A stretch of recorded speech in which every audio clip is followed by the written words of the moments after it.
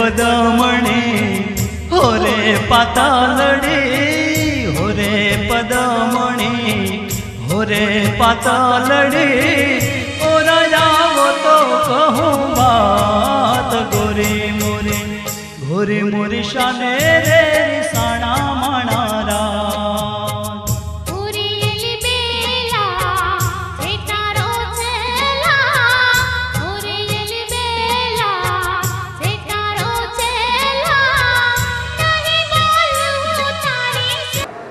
आपનું શુભ નામ?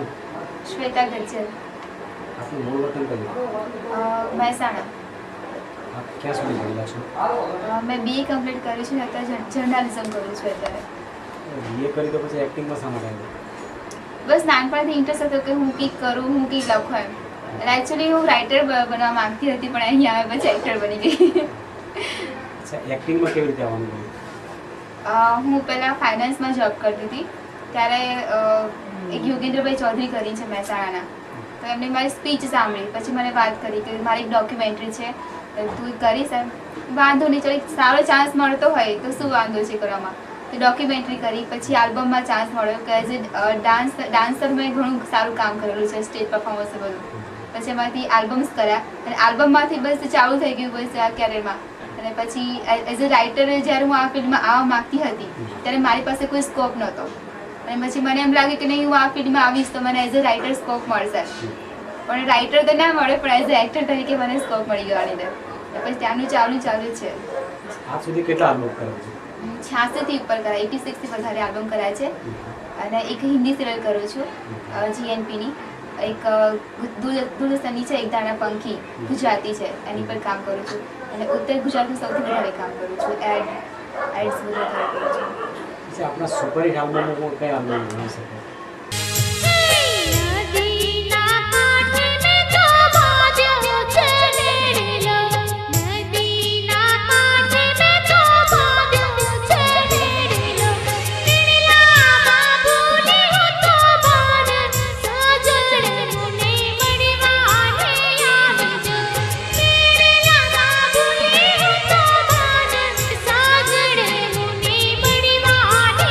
જોગાજીનો સૌથી વધારે ચાલ્યું હતું, હીરાવાળાનો સંદેડો, પરદેશી સંદેડો છે। પછી રાજકોટ સાઈડના છે સાત તાળી માની એ છે। પછી ઘણા બધા છે, માતાજીના જ છે બધા જે ફેમસ થયા છે। તો સૌથી વધારે મારું બેવફા હાલી પરદેશ, પછી સાજણ ચાલી પરદેશ, પ્રેમ રોગ, અને વચ્ચે મેં હમણાં કંઈક કર્યું બેવફા દિલ। બેવફાના સૌથી વધારે ટાઇટલ મારે ચાલે છે અહીંયા અમદાવાદમાં। ડાન્સ સારો કરો છો તો કોઈ ટ્રેનિંગ લીધેલી છે? નહીં, નાનપણથી જ હું સારો ડાન્સ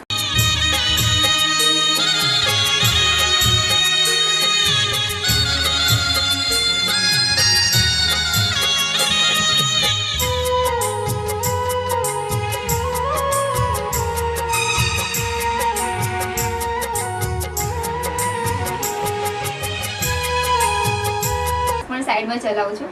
રાસની જે અમારા સર છે એઝ એ કોરિયોગ્રાફર આ લાઈનમાં છે, તો હું જ્યારે પણ સર શૂટિંગમાં હોય ત્યારે હું જાઉં છું ડાન્સ ક્લાસમાં એઝ એ સ્ટુડન્ટને અમુક સ્ટેપ શીખવાડવા માટે, અને પોતે હું કોરિયોગ્રાફી પણ કરી રહું છું। એક્ટિંગનો કોઈ કોર્સ કર્યો છે? નહીં, એક્ટિંગનો કોઈ કોર્સ કર્યો નથી, પણ ધીરે ધીરે બધું એમ કે કંઈક કરવું છે, એક જિજ્ઞાસા વૃત્તિ બધું શીખવાડી દીધું છે કે ના કંઈક આગળ વધીએ, કંઈક કરીએ। હાલમાં આલ્બમોનો જે દોર ચાલી રહ્યો છે, બહુ સફળતા મળે છે, તે બાબતે શું કહેશો? આલ્બમ ખરેખર પહેલા જે આલ્બમ બનતા હતા માતાજીના બધા, એના કરતાં ઘણું સારું અત્યારે બની રહ્યું છે। કે આપણને અત્યારે અહીંના જે આર્ટિસ્ટ હતા ને, એ લોકોને શું હતું કે નહીં, બોમ્બે સાઈડ જઈએ તો અમને વધારે સારો સ્કોપ મળે, પણ હવે એવું નહીં થાય કે આલ્બમ છે ને હવે છે ચણિયાચોળી પણ નથી રહ્યા, કે વેસ્ટર્ન પણ છે, ટ્રેડિશનલ પણ છે। અને અમુક આલ્બમ તો એવો છે કે અત્યારની જનરેશનના છે કે ઇવન આલ્બમમાં શું છે કે હવે ઘરના બધા સાથે બેસીને જોઈ શકે છે। અને હું તો એવું માનું છું કે ખરેખર આ આલ્બમ્સ જે આ દોર ચાલુ થઈ છે, તો બેવફા છે, એક પ્રેમ રોગ છે, અને આ ટાઈપના છે ફેમિલી મેમ્બર બધા સાથે બેસીને જોઈ શકે એવા છે, કે જેમાં ડાન્સ પણ આવે, સામાજિક ઘણી બધી વસ્તુ આવે છે, તેથી મા બાપ પર ઘણા આલ્બમ બનતા હોય છે। એટલે ઘણા બધા આલ્બમ બનતા હવે લાગે છે કે બોમ્બે પણ જેટલા આપણા અમદાવાદના આર્ટિસ્ટ ગયા છે ને, એ બધા પાછા આવે છે। મારા ઘણા ફ્રેન્ડ સર્કલ છે કે જે લોકો બોમ્બે શિફ્ટ થયેલા પાછા આવે છે, કે ખરેખર કે બોમ્બે જે હતું ને બોલિવૂડ, હવે અમદાવાદમાં બોલિવૂડ બનવાની તૈયારી થઈ રહી છે કે આપણે બોમ્બે નહીં જવું પડે, બસ અમદાવાદમાં જ આપણને કામ મળી રહેશે. એટલું ઘણું બધું એનું કામ છે અને એ પણ સૌથી વધારે આલ્બમમાં જ છે. ઇન્ડસ્ટ્રીમાં યુવતીઓનું શોષણ થાય છે, એ બાબતે શું કહેશો? એ તો તમે દરેક જગ્યાએ જાઓ તો થવાનું તો છે જ. ઇવન તમે જોબ કરતા હો તો પણ એ થવાનું છે. પણ આમાં શું, હંમેશા બધી છોકરીઓને એ જ કહીશ કે પોતાની જે લગામ હોય ને એ હંમેશા પોતાના હાથમાં રાખે. તમે ઇવન તમે ઘરની બહાર નીકળશો ને તો તમને ખરાબ નજરે જોવાવાળા તમને ઘણા બધા મળશે. આ ફીલ્ડ તો ખરેખર ઘણું ખરાબ છે, પણ જો આપણે આપણી રીતે રહીએ તો વાંધો નથી. દરેક જગ્યાએ આપણે પોતાની રીતે રહેવાનું હોય છે. અને હું માનું ત્યાં સુધી જે પણ આ થાય છે શોષણ ને બધું, એમાં અમુક અંશે છોકરીઓની ભૂલ હોય છે. જે છોકરીઓ પોતાની ભૂલ સુધારી લે અને એ જાણી લે કે મારો ફોલ્ટ ક્યાં છે, તો પછી ક્યારેય આવું નહીં થાય. અને આ ફીલ્ડ એટલું ખરાબ નથી જેટલું આપણે વિચારીએ છીએ અને જોઈએ છીએ, પણ આ ફીલ્ડને ખરાબ બનાવવામાં આવી છે કે થાય છે બધું અંદર. અને છોકરીઓ અત્યારે હિરોઈન બનાવવા માટે, આગળ વધવા માટે ગમે ત્યાં ધંધા કરતી, આ કામ કરતી, એ કામ કરતી, એના કારણે ફીલ્ડ બદનામ થઈ ગઈ છે. પણ જે આપણું જે અમદાવાદનું છે, જે આલ્બમ ફીલ્ડ છે, શૂટિંગનું બધું છે, એમાં એવું કંઈ બોમ્બે જેવું કંઈ નથી. કે બધા અત્યારે વ્યવસ્થિત મધ્યમ વર્ગની છોકરીઓ હોય છે, સંસ્કારી હોય છે, કે જે એ લોકોને શાંતિથી સારી રીતે આગળ વધવું હોય છે. એ લોકો માટે આ ફીલ્ડ ખરેખર સારું છે. પણ જ્યારે ડાયરેક્ટ ઝંપલાવવું હોય ને આ ફીલ્ડમાં, એ લોકો માટે તો ખરેખર ખોટો રસ્તો છે. હાલ નોકરી મળી જાય, આપણે નોકરી કરો કે એક્ટિંગ કરો? હમણાં તો મને જોબ મળે છે, કારણ કે મેં તમને વાત કરી એઝ અ ફાઇનાન્સર મેં જોબ કરેલી છે. મને જોબ તો મને મળી જાય છે, પણ મારે હજુ પણ આ ફિલ્ડમાં રહેવું છે. આ ફિલ્ડ વિશે ડીપમાં જાણવું છે. મારું જે ફિલ્ડ ડ્રીમ છે મારું, કે આપણે ગુજરાતી ઇન્ડસ્ટ્રીને આગળ વધારવું અને એક એવી ગુજરાતી ફિલ્મ બનાવી કે જે ઓસ્કાર સુધી જાય. બસ એ મારું ડ્રીમ છે. એ મારું ડ્રીમ પૂરું કરવું છે, એટલે હું આ ફિલ્ડમાં છું. તમે કંઈક આલ્બમ બનાવો છો, એના વિશે જાણકારી આપશો? આલ્બમ તો એઝ અ સરપ્રાઈઝ છે. હું એટલું કહીશ કે આ આલ્બમ છે ને એ ફિલ્મની કમ્પેરિઝનમાં છે.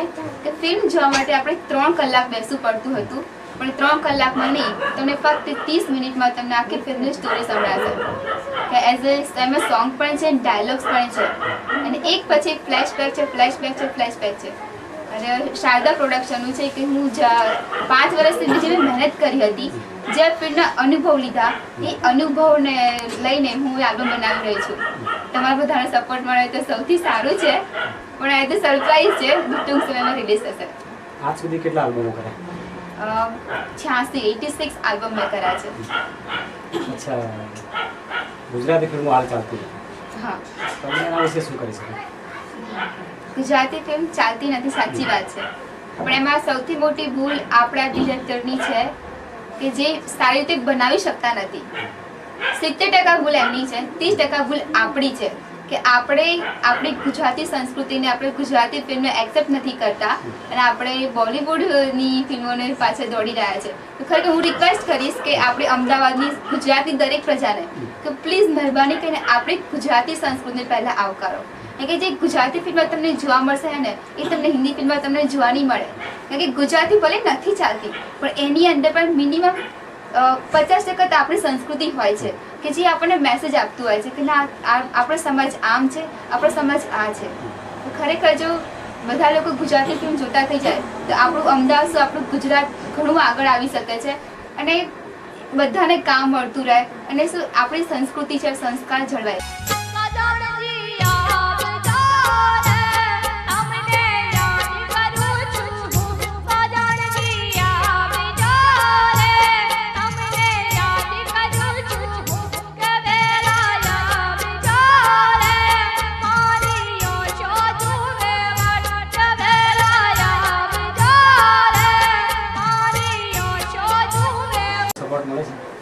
મારા પરિવારનો તો ફૂલ સપોર્ટ છે.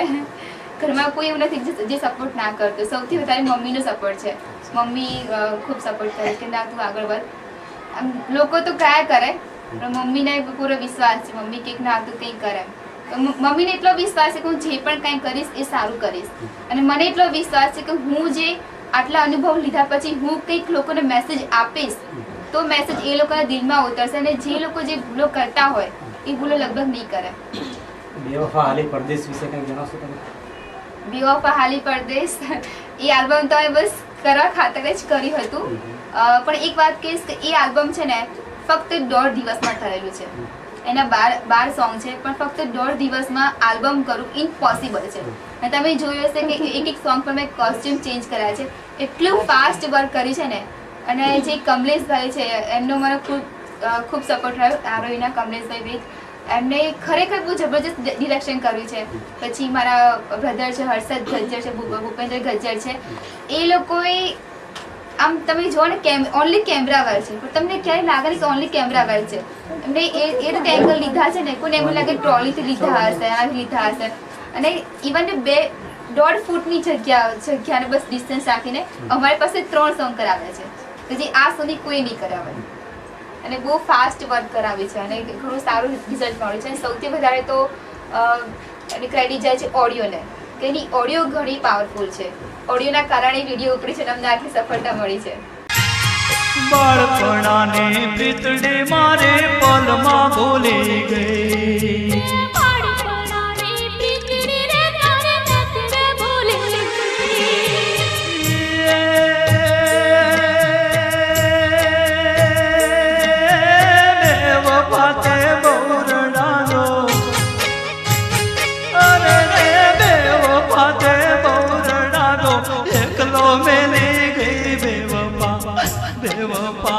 સજની તું મારી પ્રીતડી ભૂલી ગઈ.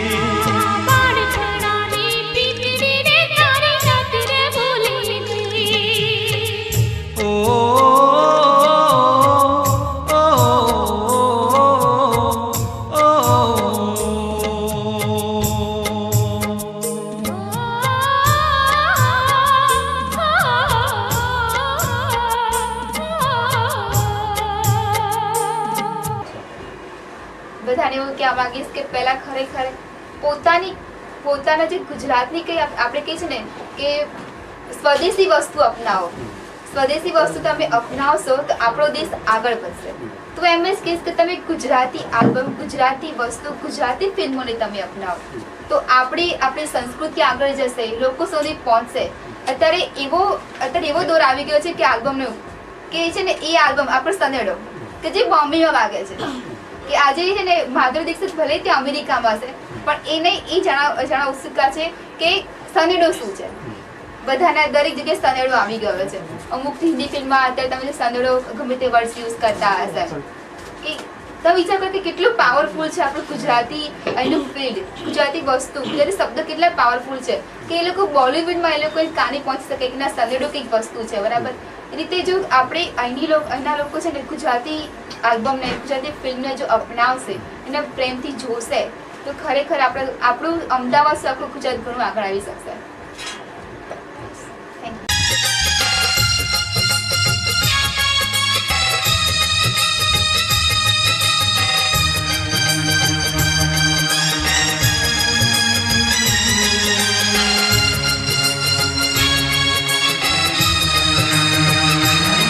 પાગલ થઈ કરવી પ્રીત પછી પાથર ખાવા પડે.